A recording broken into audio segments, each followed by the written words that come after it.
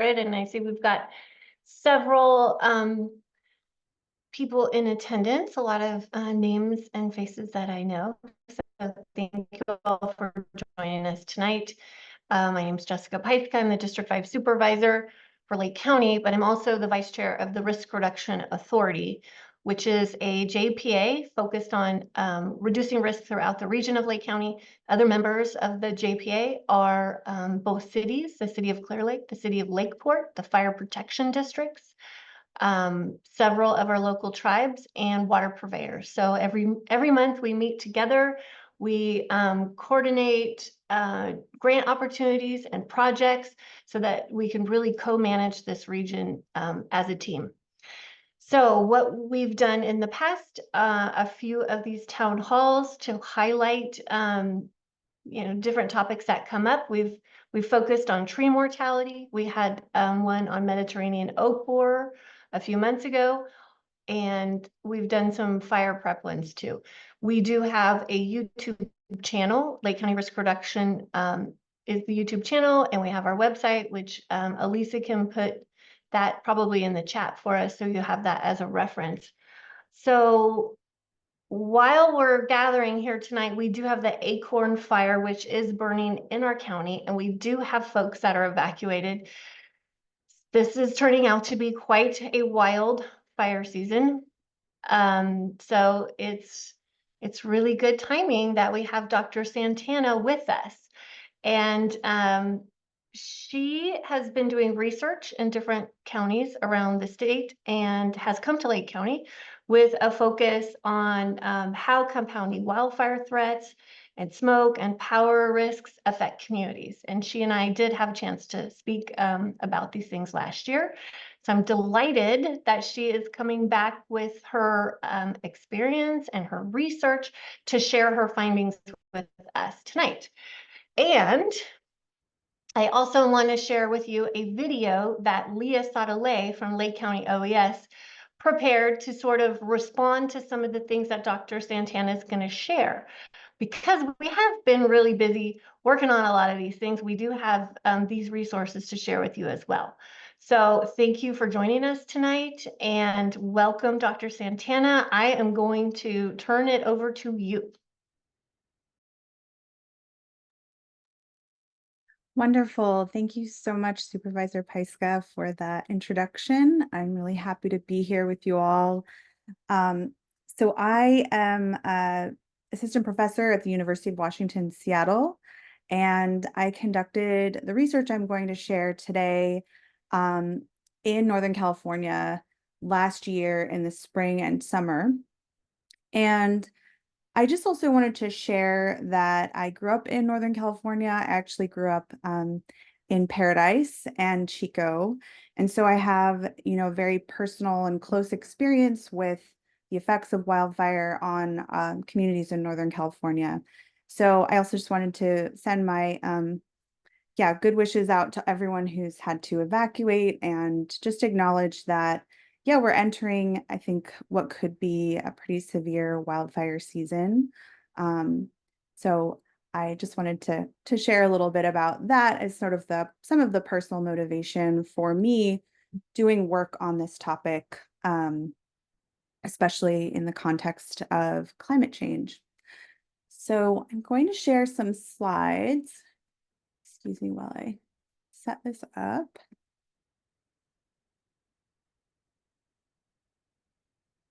All right. Hopefully you all can see these slides. Yes. Okay, great. All right.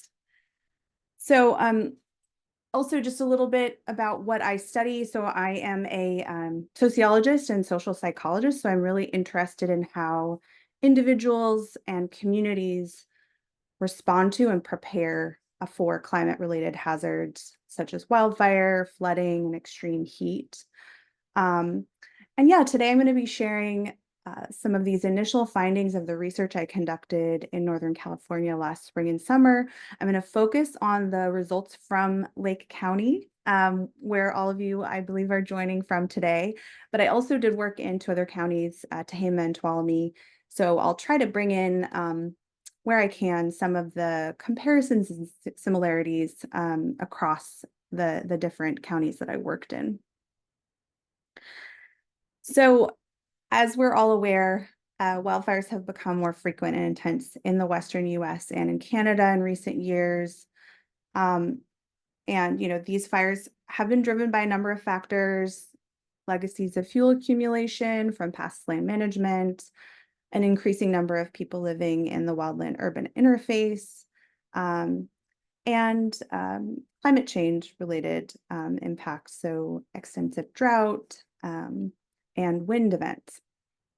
And in addition to the direct threat of wildfire to lives, homes, and infrastructure, there are these related threats of smoke and power disruption that are also posing risks to people who live both near and far from active wildfires. So utility-initiated power shutoffs, which you all are familiar with, like PG&E's Public Safety Power Shutoff, or PSPS, which are meant to mitigate the risk of wildfire ignitions, also end up with affecting people's daily lives and posing risks to folks who may be medically reliant on electronic devices, for example.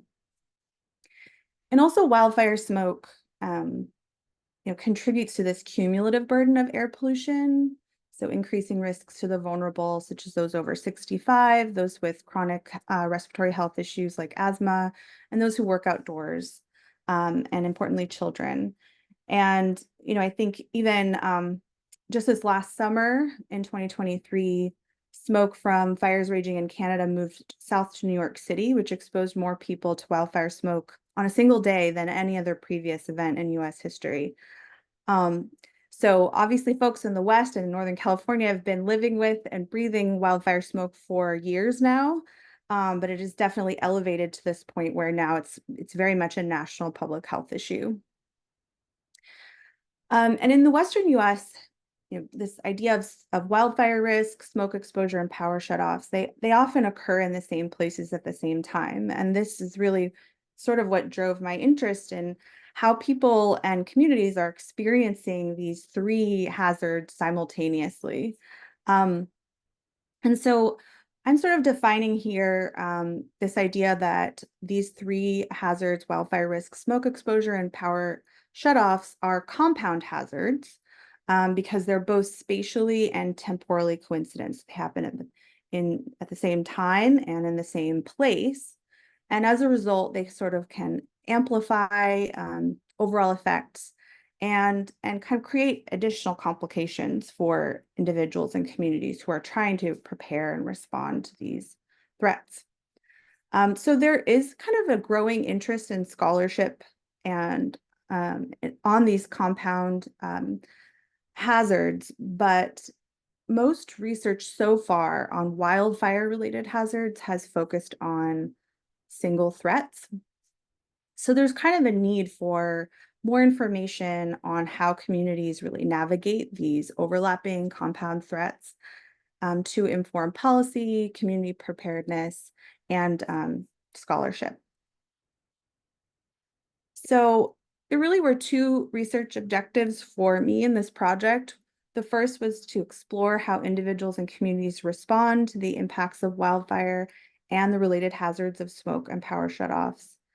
And specifically within that, to identify barriers to effective response and preparedness, and to examine perceptions of community-level programs and efforts to address and prepare for wildfire, smoke, and power shutoffs in the future. So really focusing on that kind of community-level action. So yeah, in this study, we essentially focused on three rural, WUI, Northern California communities, or counties, excuse me, Lake, Tehama, and Tuolumne counties. And you might ask why those counties? So first, the collaboration and folks that I worked with were in touch with the Fire Adapted Communities Network, FACNet. So we were really interested in partnering with FACNet and connecting with them and in communities and counties that they were working in and had connections with organizations. So that was sort of a first piece. And we also were really interested in selecting counties through secondary data that were essentially identifying places that had been hardest hit by these three hazards. So power shutoffs, wildfire risk, and smoke exposure. And to identify those places that have been sort of most exposed to these three threats, I used data from PG&E, which does some coarse reporting on the number of power shutoffs that have occurred in the past and potentially likely areas in the future. And also used CAL FIRE's fire hazard severity zone maps and smoke exposure data from a recently published paper, and I'll share a little bit more about that. And essentially was really interested in talking to people, so talking to key informants and stakeholders in these three counties, and ultimately did 46 interviews across all three counties. And just briefly to say a bit more about smoke exposure. So to identify areas in California with high levels of past smoke exposure, a colleague and I calculated what we called a trend in extreme smoke days. So we compared the time period 2016 to 2020, so sort of a more recent time period, to 2006 to 2010. And essentially what that was trying to identify places where not just that sort of average exposure had increased, but this number of extreme smoke days had increased significantly. And that was sort of the point there, was to identify places where people would really have these very salient experiences and memories of high exposure days, essentially. So you can see that we captured in the three counties, Lake, Tehama, and Tuolumne counties, essentially area that was either in the top 10% or the top 25% by trend in extreme smoke days in California.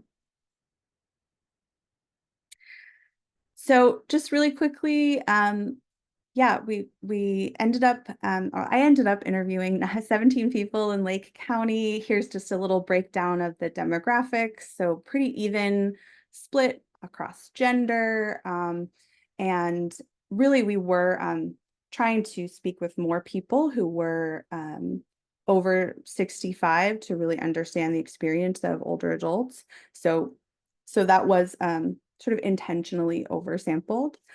And we did speak to a few people who have chronic respiratory health issues and folks who use electronic medical devices.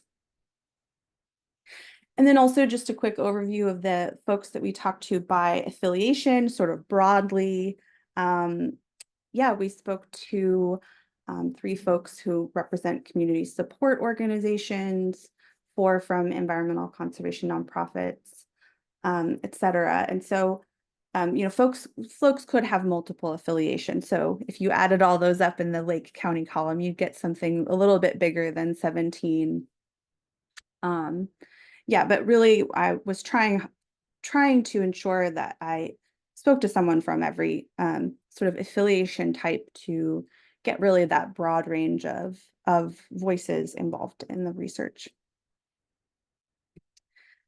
I promise this is my last slide on the approach.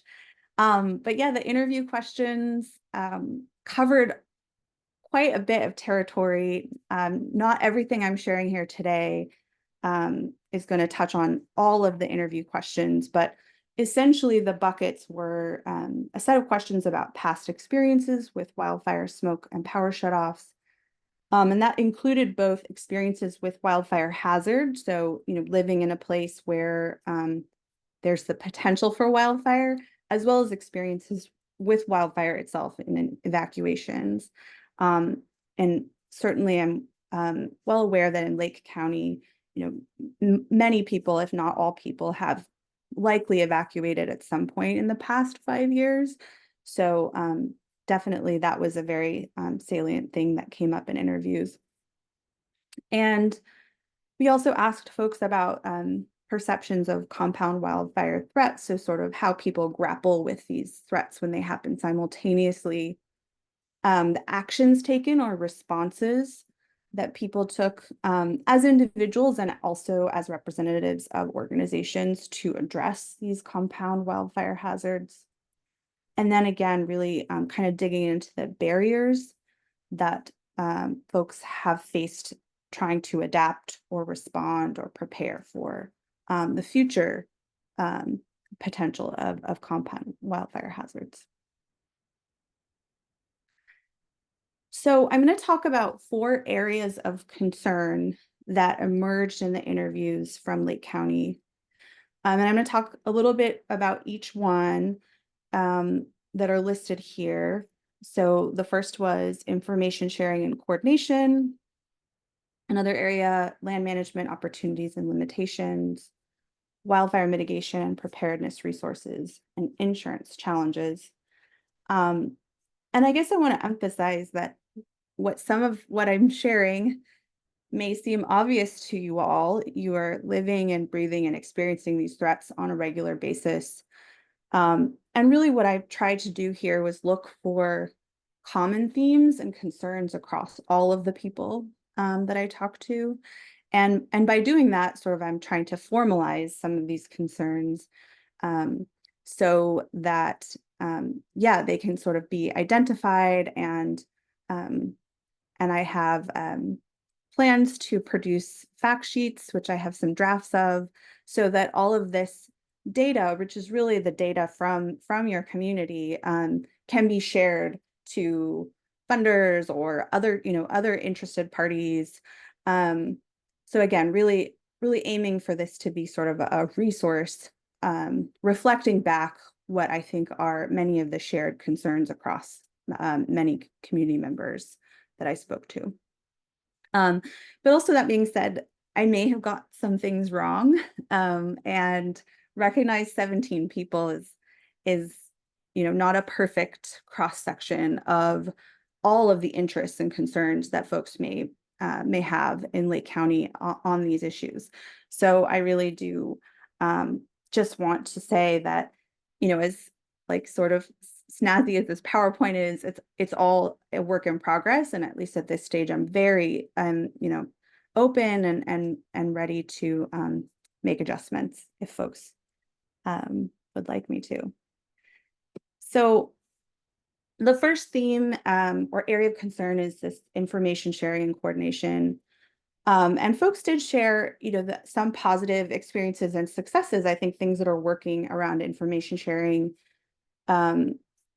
in Lake County, and there have been some efforts that several folks cited were really helpful. Specifically, data on wildfire smoke and power shutoff risks. So several folks mentioned the Current Conditions website managed by Clear Lake Environmental Research Center, CLERC. And some interviewees mentioned some of the programs hosted by North Coast Opportunities, such as Neighbor Fest, which were described as promoting community engagement in wildfire preparedness. But yeah, a lot of people sort of mentioned how difficult it was in a way to sort of track all of the information on all 3 of these topics. Often, folks were, found that challenging. So one interviewee said, if you're not following everything that's happening, which is a full-time job in itself, you may not know about the resources and programs out there, and it's hard to reach people. And you've got the issue of seniors. Do they have computers? How do you connect people? How do you connect with people is basically the hardest part of all of this. So it did seem like folks really recognized that there were some great resources out there, but there's still really ensuring that the information gets to the right people was a challenge. And here are some additional interviewee identified needs. And I won't read all of them, but I'll just sort of, talk through a few. So again, I think, based on that quote, one need that was identified was this need to invest in communication and mobility services for lower income and underserved folks. And also potentially developing a centralized information system to inform the community on evacuation, property maintenance, and fire alerts. And then I also heard from several folks this need to clarify the difference between emergency preparedness and wildfire risk mitigation for the public.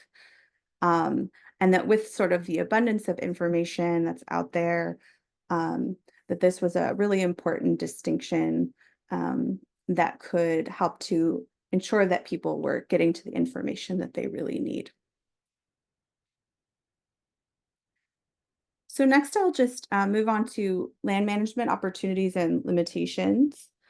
So several interviewees mentioned some of the really helpful grants that had been distributed from organizations like the NRCS and some community chipping efforts to sort of deal with the debris and sort of material that's left after doing some defensible space work. But there was this sort of concern that came up often that these risk mitigation efforts on private property remained really uneven. And that, yeah, the cross-boundary land management efforts are currently at a low capacity and can't assist all land ownership types. So sort of mentioning that there's this sort of patchiness. Yeah, but folks were positive and excited about some of the grants that, say, Clerk have been able to bring in on sort of supporting big mitigation projects. And yeah, that there may be some room for additional efforts that is specifically focused on private property. Yeah, so some of the interviewee recommendations on this topic focused on things like creating paid local crews to clear vegetation and enforce home hardening codes. And also several people were really supportive and identified the importance of integrating traditional ecological knowledge into land management and training people engaged in mitigation work. All right. So next, so wildfire mitigation and preparedness resources. So, I think in terms of, preparedness for power shutoffs, many interviewees described having successfully acquired resources for power generation. So some folks have gas power generators, others battery backups. But there were a lot of concerns that this was still limited and that the distribution of these backup resources for power were inequitably distributed throughout the community and really still based on this capacity to either successfully apply for assistance or using or drawing on personal resources. So a few folks mentioned the California Public Utility Commission self-generation incentive program, but sort of talked about how challenging that program application was and that, it may have only been helpful for people who were aware and kind of had the time and to navigate that application. And I guess also I will say that some folks, on the topic of backup generators did really mention the potential additional risks that generators may pose, in particular around fire and fire hazard, depending on how they're placed, and that they can be expensive or difficult to maintain. So there was definitely some tension about how that had been a successful adaptation or sort of short-term solution, but could potentially continue to pose risks to the community or neighborhoods in the future.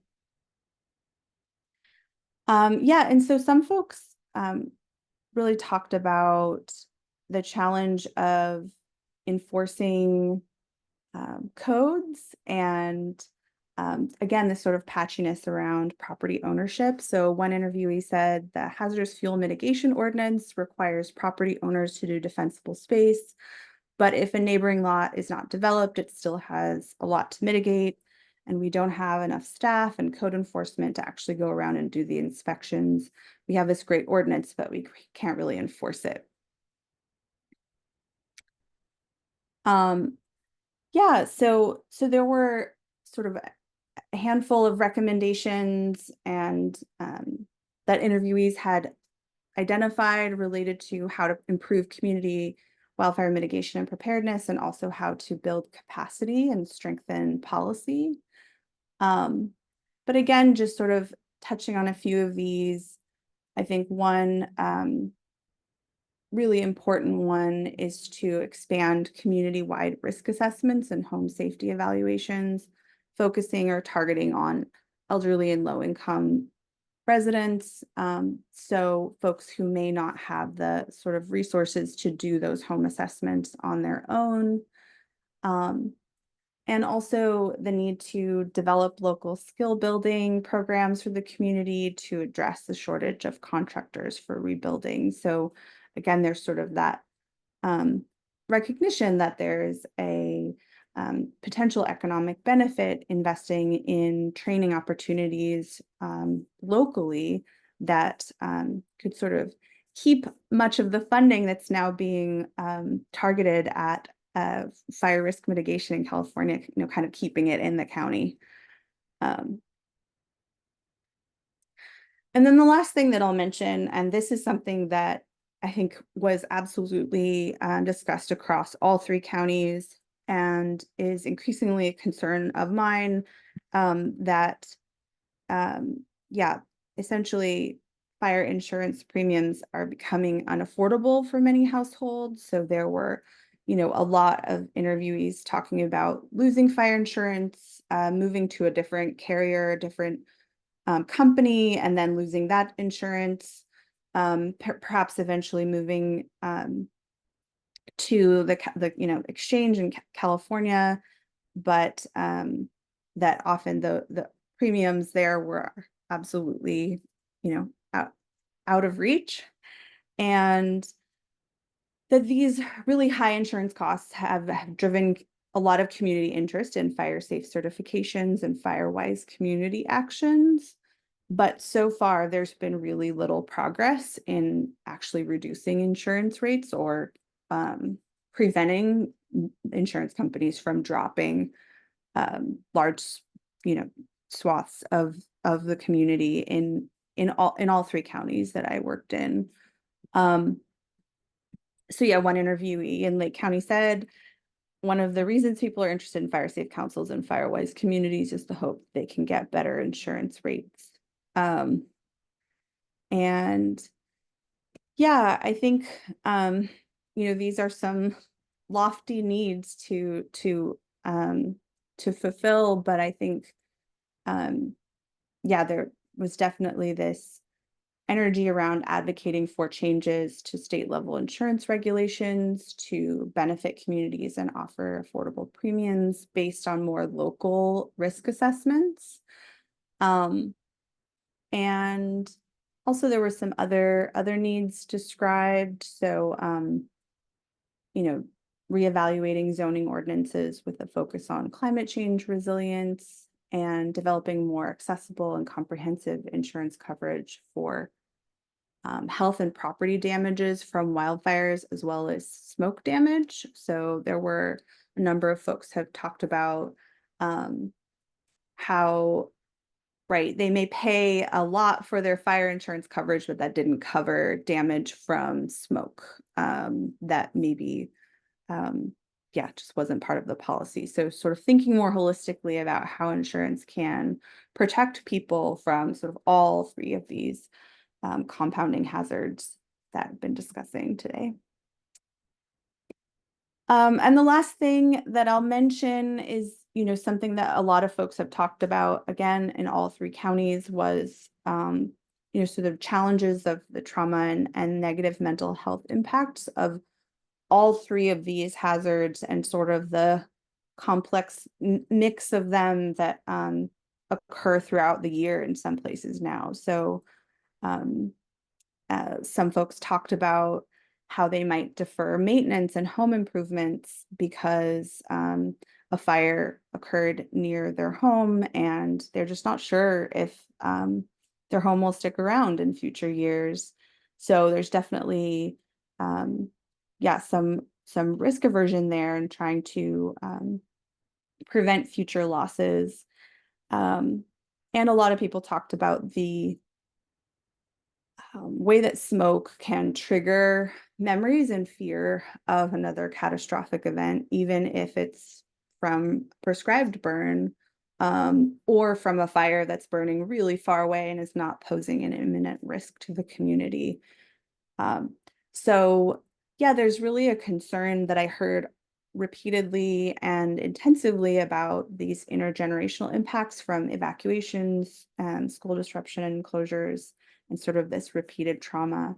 And this need to really advocate and organize for some of the funding that is now targeted again at risk mitigation efforts or emergency preparedness, to acknowledge that the mental health and emotional impacts of these hazards is essentially its own type of harm, and definitely warrants attention and funding on its own. So yeah, so sorry to sort of end on a real bummer of a note. But I just really want to acknowledge, and thank everyone who spoke with me about their experiences with fire, smoke, and power shutoffs, and just like really express their gratitude that folks would take an hour or longer of their day to honestly, I think sometimes dig up really challenging memories. But the one thing I will say is, talking to folks in Tehama and Tuolumne counties, and of course, like folks I've known who lived through fires in Paradise and Chico, is I feel like there's so much of this knowledge now. We're in such a different place now than we were 5 years ago, or 6 years ago when the Camp Fire happened. And yeah, this sort of energy and literacy and engagement on all of these issues is just really impressive. So I just wanted to mention that. And also, I've had a number of funders that supported the work.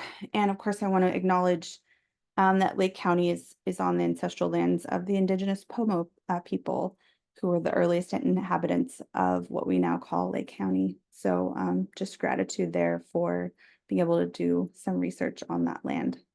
So I will stop sharing, and I'm really happy to take questions if there's time for that. And I can also go back to any of the slides that I had moved through. I hope not too quickly. I know some of them had a fair amount of text on them, but yeah. Well, wonderful presentation, Dr. Santana. Thank you so much for coming and sharing your work. One of the things that you said at the end really struck me is that we are in a different place right now than we were years ago. It started, our world was rocked in 2015. That's when it really became life-changing for us in Lake County. So we've got 9 years, so we're a little bit ahead. But I was on the phone earlier with my Butte County supervisor colleagues, sharing experiences and, just, crossing our fingers together for Butte County. A lot of the things that you've talked about, the engagement, people being more involved, has propelled us to this place where we are now. We have a lot of people that are willing to do a lot of the work that we couldn't imagine before. And we've been growing capacity in a lot of the agencies to do that work, to implement. And that is always we're always going to be moving the goalposts on that. We never get there. There's always going to be work to do. And we know that, and we're going to strive to continue to do that. But I do want to just take a moment and show the video that was produced by OES this morning. I think it's about 7 minutes long, to just kind of, you put a lot of questions out there and points to a lot of needs. And so I just wanted to show everybody, the folks that are watching, kind of where some of these resources exist. And then, of course, where we can come back and talk about where we still need to continue to grow. So Lisa, you want to play that video?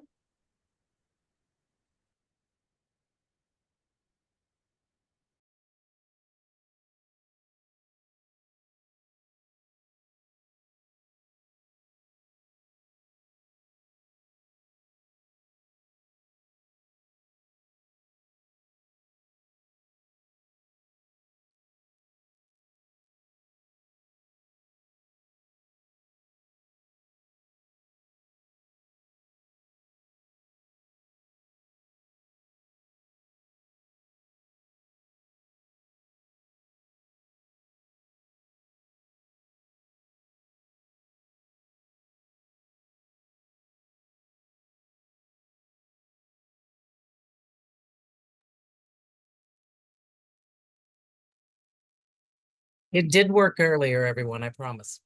Okay.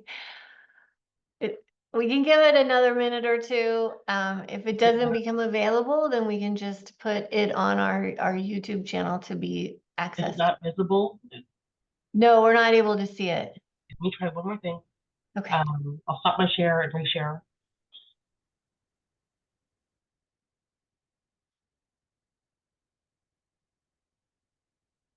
Can you see it now? Yes, perfect. Thank you.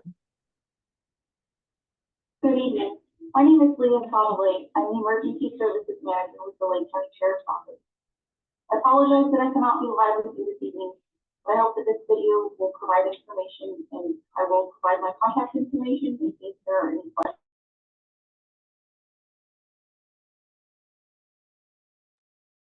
We can't hear it anymore. Just At least last sound. when you muted. In I'll leave it collaboration open. with county departments and local non-governmental organizations, this page is developed to serve the public by providing a one-stop disaster preparedness, response, and recovery information site. I'm going to take you now to ready.lakecountyca.gov to show you the first page that comes up. When you visit, you have three options to look at preparedness information, response information, and recovery information. Right now, let's click prepare. And we will see that we can view 5 steps to all hazards preparedness, or we can look at preparedness information by topic. In the interest of time, I'm just going to show you the first few of these here. 5 steps to all hazards preparedness involve get alert, know your zone, plan for emergencies, prepare your home, and connect with neighbors. As you're at this site, you can click each of these for additional information. This one, Get Alert, shows you how to register for Lakeville Alert, the Sheriff's Emergency Public Information Alerting Platform. You can also see how to register for the City of Lakeport, the Clear Lake Alerting System. And then you can learn more about iPod, warning sirens, and other alerting information. As you complete that area, you can go on to Know Your Zone. And actually right here within the page without leaving, you can search your address, find your zone. You can come back there and look at zone information during a disaster, or you can click out of it and go on to their full website. Moving on, you can see there's the expand plan for emergencies. There's information here to share with you of how to plan to go and how to plan to stay. Additionally, there are helpful links, and we're really building this out. So if you visit today and then you come back in a month, it may look a little bit different, but not less, just more, and hopefully more and more useful for you. You can go on to step 4, prepare your home. We have information about preparing for fire season, and also it's almost very similar, but there's other things that you could do for winter to prepare for heavy rain. Again, there's helpful links. We'll be building this out additionally as more information is available. And finally, step 5, connect with your neighbors. There's information here to help you get to know your neighbors, what you can talk about in regards to preparedness, information about participating in fire-wise communities and fire safe councils. Encourage you to do things like you are online tonight, or the other area town halls. And then finally, volunteering. As you scroll on down, there are preparedness information by topics. They operate similarly to the ones above. And again, we're expanding this as much as we can. If you notice a topic that is missing, or there's something that you'd like to see included, please feel free to scroll to the top here. Use this contact information to send us a note and let us know. I'm going to get back up to the first page again. So ready.lakecountyca.gov. In the event of an emergency, this is where you can go click respond here. in order to get information that is not emergency information. Again, emergency information is pushed out via late call alert, and you want to register. So the first thing you'll see here is a link again to get there to register for those. But this is where you'll find information as an incident is ongoing.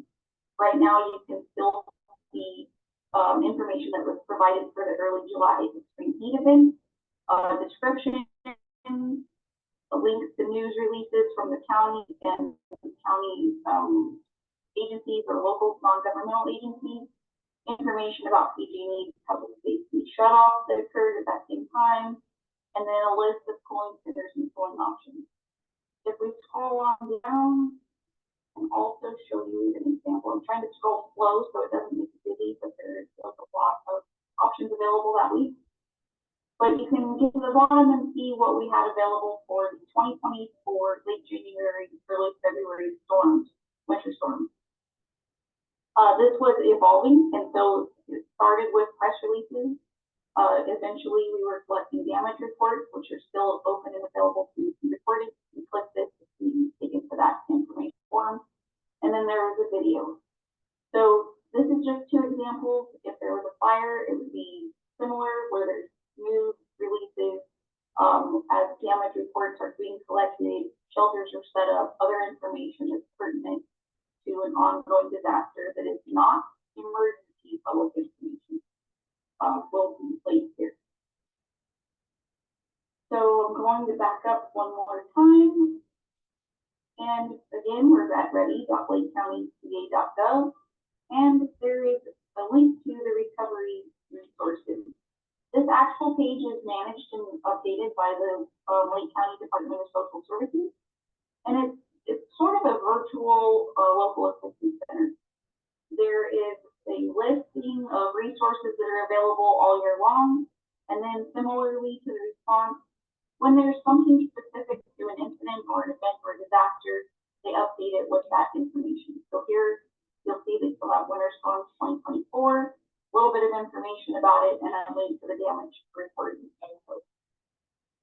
On down, there's a complete list, which may be helpful even in non-recovery situations, but if you are impacted by disaster, this is the place to go. So I hope that you find this website helpful. Again, we welcome your comments. If you want to use the contact us button and send an email, show what should be included, what could make it a little more user friendly. There's also links here on this first page to follow various official sources that are on Facebook. This news button over here will be updated as new news is posted to the county website. And I hope that this was informative. Again, please contact us if you have questions or suggestions, and take care. Thank you.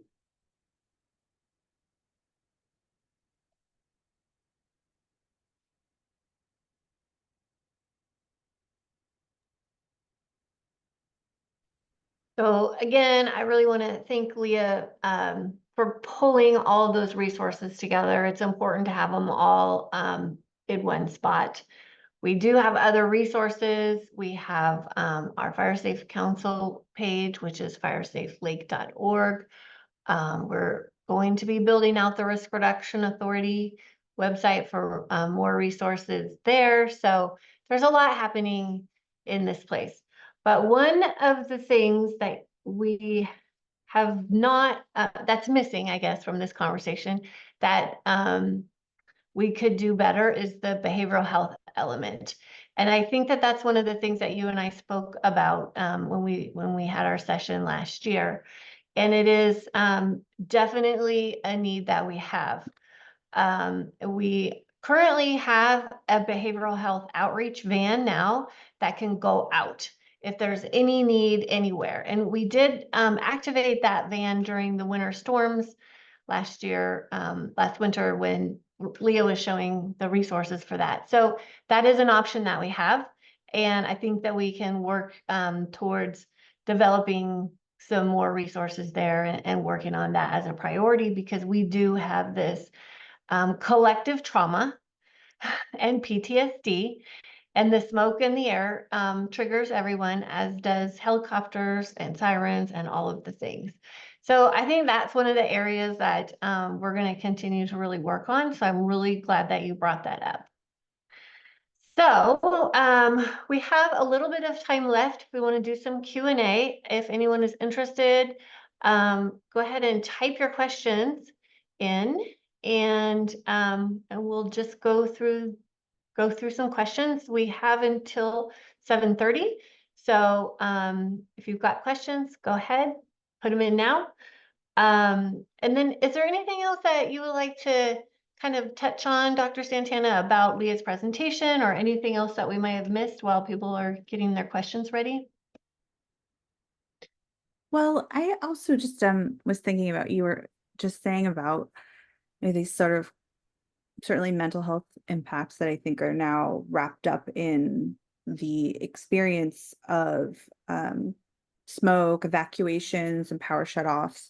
And I think there's really an opportunity. This is not something I've observed, but people have mentioned it in many of the conversations I've had, of kind of bundling resources around wildfire smoke, health protective behaviors, and potentially kind of mental health behaviors or recommendations.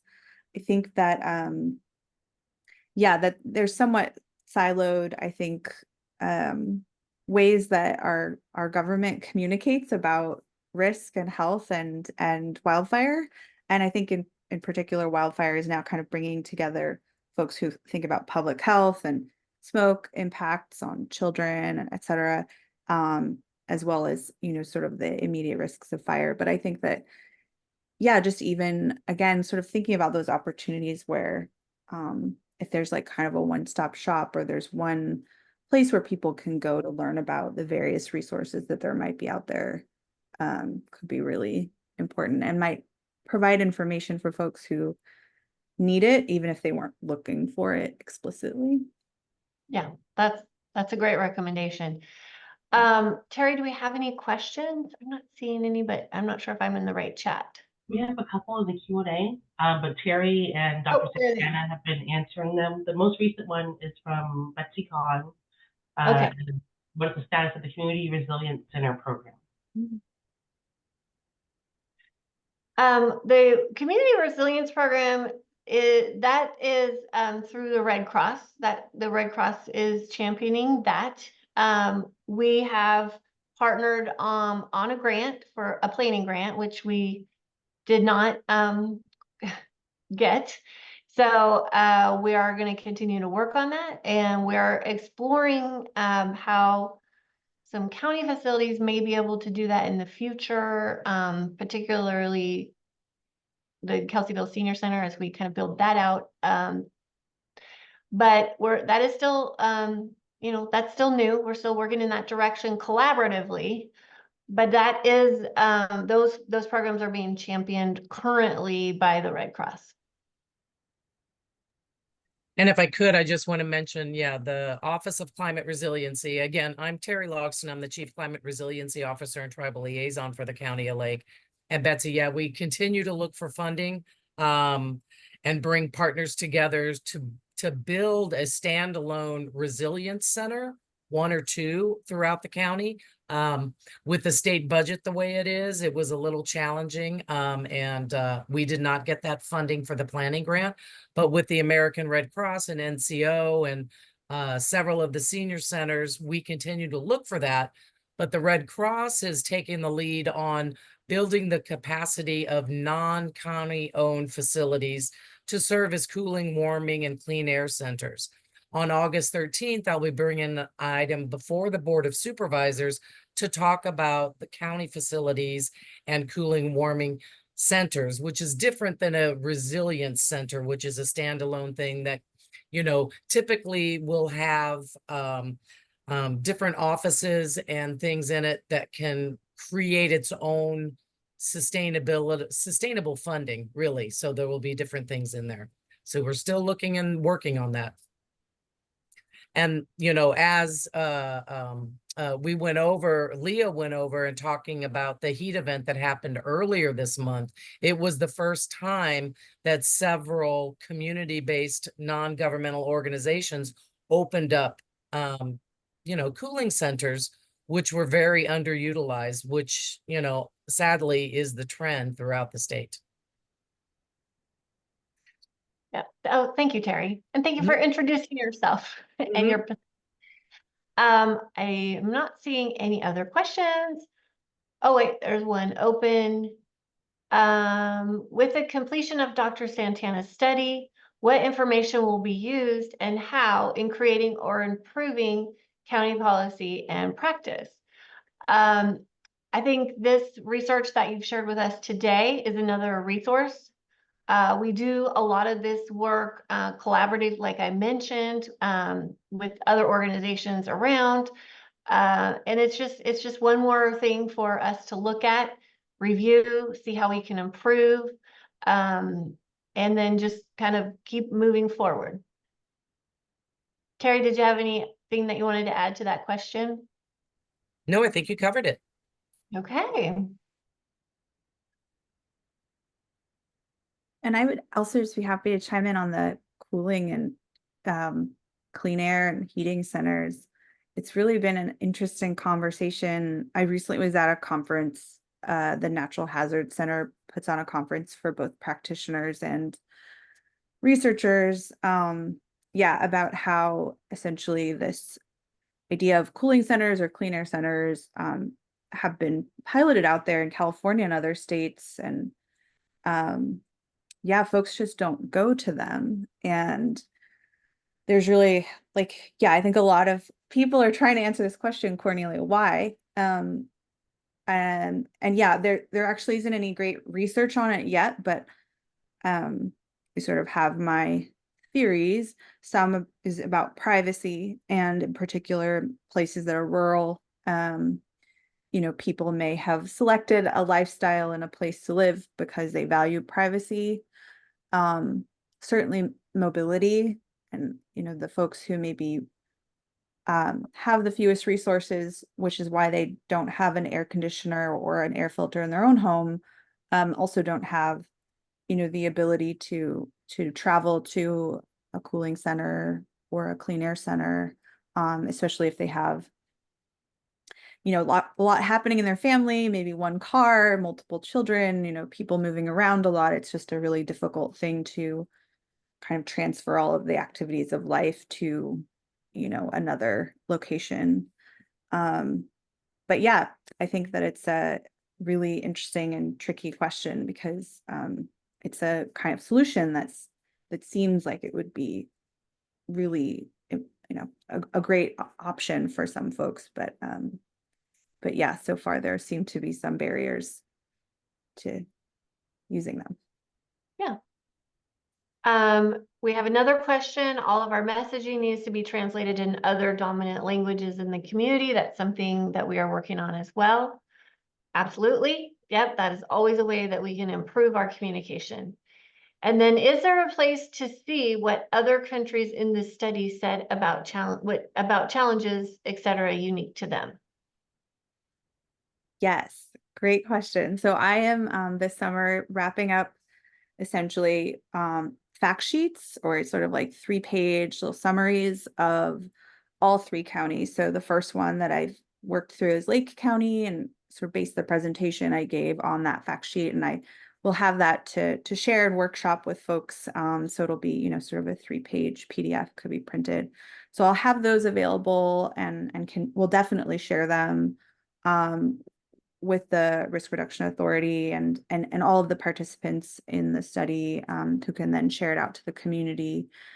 So that's one way to learn about those other counties. And then I also am writing some academic papers which have a slightly different lens, so a bit more on how individuals and households respond to these hazards. And yeah, those will all be written sort of in a way where it's combining all 3 of the counties that I worked in. Yeah, but I would say, Tuolumne County was a bit of the outlier out of the 3 because the really big impactful fire there happened about 10 years ago, the Rim Fire in 2013.